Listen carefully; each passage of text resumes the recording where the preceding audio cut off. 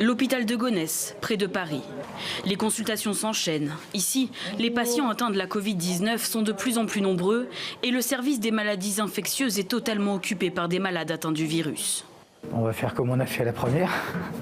On va essayer de se battre. Ce qui est le plus difficile, c'est de s'apercevoir qu'on a eu entre la première saison et la deuxième un épuisement et que beaucoup de professionnels soignants n'ont pas eu le temps de récupérer.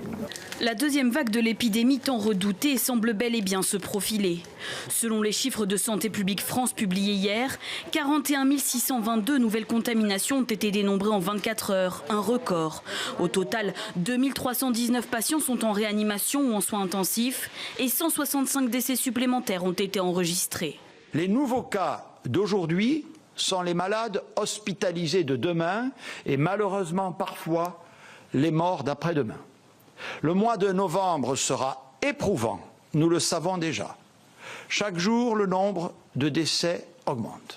Pour tenter d'inverser cette tendance, le gouvernement français a étendu le couvre-feu à de nouvelles zones. 54 départements et la Polynésie française seront donc soumis à des restrictions de circulation entre 21h et 6h du matin. Alors, la situation sanitaire en France est-elle hors de contrôle ?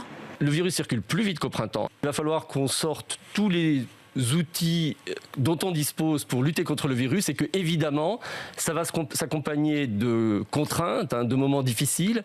Des contraintes et des moments difficiles jusqu'au reconfinement, c'est la question que se posent aujourd'hui de nombreux Français. Manuel Valls, l'Europe, la France aurait dû être mieux préparée à cette deuxième vague qu'on voyait venir ?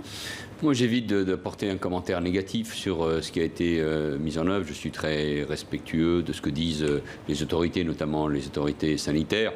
Je salue bien sûr l'engagement des professionnels de santé qui, partout, en France et en Espagne, je le vois, font un travail remarquable.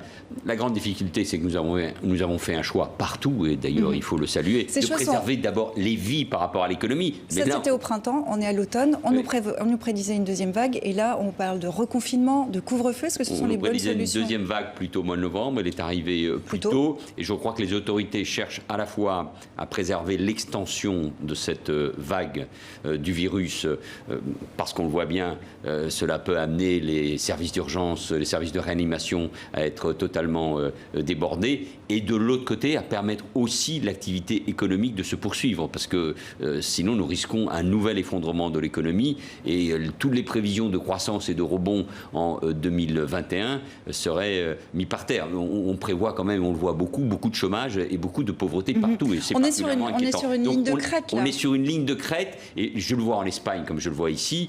Chacun est dans tous les pays d'Europe. En Allemagne, il y a aujourd'hui, pourtant avec beaucoup moins de morts, il y a aussi beaucoup d'inquiétudes. On cherche à préserver cet équilibre. Donc ça va dépendre de chacun d'entre nous. Pedro Sanchez le disait aujourd'hui, la question du couvre-feu se pose aussi en Espagne. Un couvre-feu, un confinement, ce sont de bonnes solutions dans l'état actuel des choses ? Il faut éviter le confinement total comme celui que nous avons connu. Vous craignez qu'on y vienne ?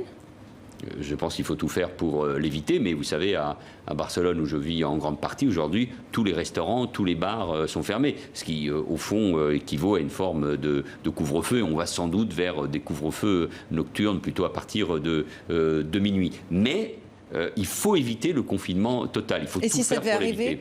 J'espère qu'on n'y arriverait pas, parce que cela voudrait dire que nous sommes dans une situation très difficile, que cela aurait des conséquences sur l'économie, et surtout, on ne voit pas très bien combien de temps durerait ce couvre-feu et combien de temps durerait la période de confinement. Donc ce stop and go, d'abord pour les gens eux-mêmes, est très éprouvant, mais surtout pour notre économie également. Enfin, en tout cas, il faut tout faire pour ralentir et arrêter cette nouvelle phase.